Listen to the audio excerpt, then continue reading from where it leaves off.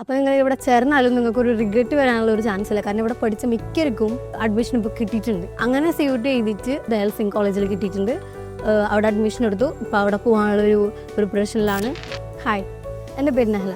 ഞാൻ തൃശ്ശൂരിൽ നിന്നാണ് വരുന്നത്. ഞാനിപ്പോൾ ഒരു വർഷമായിട്ട് CUTക്ക് വേണ്ടി പ്രിപ്പയർ ചെയ്തുകൊണ്ടിരിക്കുകയായിരുന്നു.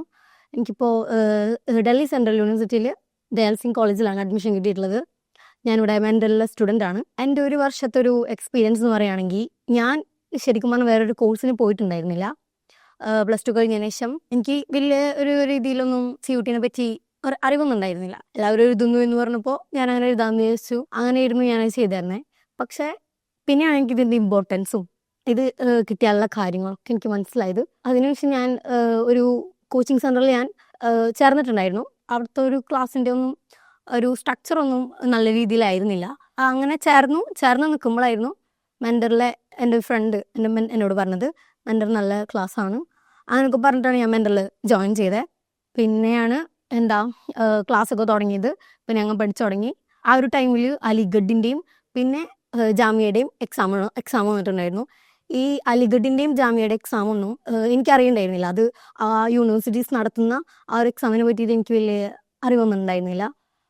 അപ്പോൾ ഹുദൈത് സാറൊക്കെയാണ് അത് എന്നോട് ഇങ്ങനെ പറഞ്ഞത്, ഇങ്ങനെ നല്ലതാണ്. ആ ഒരു ലാസ്റ്റ് ടൈമിൽ, അതായത് ഞാൻ അലിഗഡിൻ്റെ ഒന്നും ഞാൻ എഴുതണ്ട എന്ന് വിചാരിച്ച് ഇരുന്നിരുന്നതാണ് സാറ് പറഞ്ഞിട്ടും. എന്നിട്ട് പിന്നെ ആ ഒരു അവസാനിക്കാനായ നേരത്ത് ആണ് ഞാനത് അപ്ലൈ ചെയ്തത്. അപ്പോൾ അതും സാറ് പറഞ്ഞിട്ടാണ് എന്തായാലും എഴുതി നോക്കിക്കോ എന്ന് പറഞ്ഞിട്ട്. അത് അത്രയും സിമ്പിളായിട്ടുള്ള ഒരു എക്സാം ആയിരുന്നു. എന്നിട്ടും അവർ അതിന് നമ്മൾ കൊടുക്കുന്നത് ആകെ CUT മാത്രമായിരുന്നു ഫോക്കസ് ചെയ്തിരുന്നത്.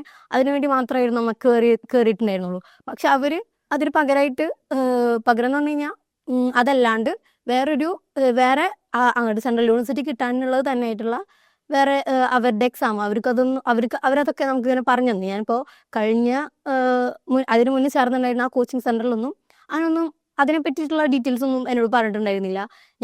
അതിൻ്റെ ഒപ്പം തന്നെ അതിൻ്റെ ഗ്രൂപ്പും എൻ്റെ കയ്യിലുണ്ടായിരുന്നു. അതുവരെ അവിടെ ഒരു അപ്ഡേറ്റും ഇതിനെക്കുറിച്ചൊന്നും വന്നിട്ടുണ്ടായിരുന്നില്ല.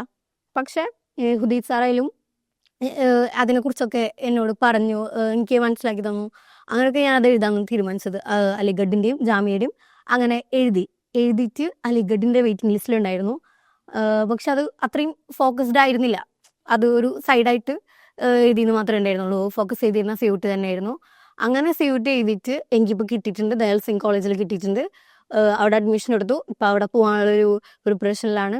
ഇപ്പോൾ എൻ്റെ ഒരു മെൻ്റർ ഉണ്ടായിരുന്നു. എനിക്ക് ഇസാന മിസ് ഉണ്ടായിരുന്നു. ഇസാന മിസ് അലിഗഡിലാണ് പഠിക്കുന്നത്. അവരതിൻ്റെ ഇടയിലും ഞാനിപ്പോൾ എന്ത് ചോദിച്ചാലും അതിനുള്ള ഒരു റിപ്ലൈ അത്രയും ഫാസ്റ്റായിട്ട് തന്നെ തന്നിരുന്നു. അപ്പോൾ നിങ്ങൾ ഇവിടെ ചേർന്നാലും നിങ്ങൾക്കൊരു റിഗ്രറ്റ് വരാനുള്ള ഒരു ചാൻസ് ഇല്ല. കാരണം ഇവിടെ പഠിച്ച മിക്കവർക്കും അഡ്മിഷൻ ഇപ്പോൾ കിട്ടിയിട്ടുണ്ട്.